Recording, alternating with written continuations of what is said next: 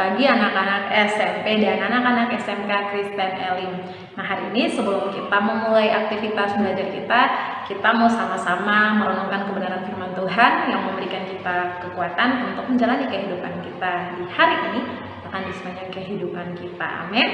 Nah, kebenaran firman Tuhan kita hari ini kita mau sama-sama belajar di dalam satu kitab yang berada di dalam kitab 2 Korintus pasal yang ketiga, ayat yang kedua sampai ayatnya yang ketiga. 2 Korintus pasal 3 ayat 2 sampai ayat yang ketiga, demikian firman Tuhan. Kamu adalah surat pujian kami yang tertulis dalam hati kami dan yang dikenal dan yang dapat dibaca oleh semua orang. Karena telah ternyata bahwa kamu adalah surat Kristus yang ditulis oleh pelayanan kami, ditulis bukan dengan tinta tetapi dengan roh dari Allah yang hidup, bukan pada loh-loh batu, melainkan pada loh-loh daging, yaitu di dalam hati manusia. Amin. Nah, firman Tuhan kita hari ini, kita mau mempelajari bahwa setiap kita, orang-orang Kristen, anak-anak Tuhan, orang-orang percaya, bukan hanya disebut sebagai garam dunia, terang dunia, atau anak-anak terang, tetapi kita juga disebut sebagai surat Kristus. Apa sih maksudnya disebut sebagai surat Kristus? Surat Kristus di sini maksudkan bahwa di dalam kehidupan kamu adalah surat yang dibaca oleh semua orang, bahwa hidup kita menampilkan Kristus dalam pikiran kita, perkataan kita, perbuatan kita, dan segala aspek kehidupan kita harus menunjukkan bahwa kita adalah milik Kristus dan kita hidup serupa dengan apa yang Tuhan mau. Nah, kenapa ini sangat penting? Karena semua orang di dunia ini akan melihat dan membaca kehidupan kita. Apa yang kita tampilkan itu akan menunjukkan siapa Tuhan yang kita sembah. Kalau kita menyembah Tuhan Yesus Kristus, berarti kita harus hidup serupa dengan yang Tuhan mau, melakukan kehendak Bapa dan menjadi berkat bagi banyak orang.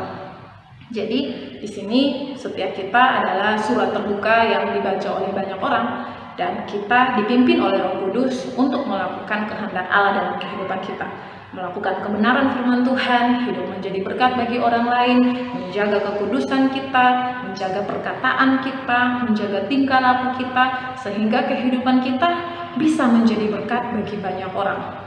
Kita harus ingat bahwa apapun yang kita lakukan selama kita masih hidup di dalam dunia, kita mempertaruhkan nama Kristus di dalam kehidupan kita. Karena itu adalah identitas kita, bahwa kita adalah surat Kristus yang terbuka dan dibaca oleh banyak orang. Jadi kalau kelakuan kita buruk, perkataan yang keluar dari mulut kita perkataan-perkataan kotor, perkataan-perkataan negatif, perkataan-perkataan yang tidak membangun, kalau pemikiran kita selalu memikirkan hal-hal yang negatif, hal-hal yang tidak berkenan bagi Tuhan, kalau langkah kita melangkah ke jalan yang salah, melakukan hal-hal yang menyenangkan kedagingan kita, hal-hal yang membuat kita jauh dari Tuhan, hal-hal yang membuat kita menikmati dosa, maka kita tidak menampilkan bahwa kita adalah surat Kristus yang hidup. Karena itu, hiduplah dengan motivasi untuk memberkati orang lain. Nah, setiap kita, orang-orang percaya, terpanggil untuk menjadi berkat bagi banyak orang.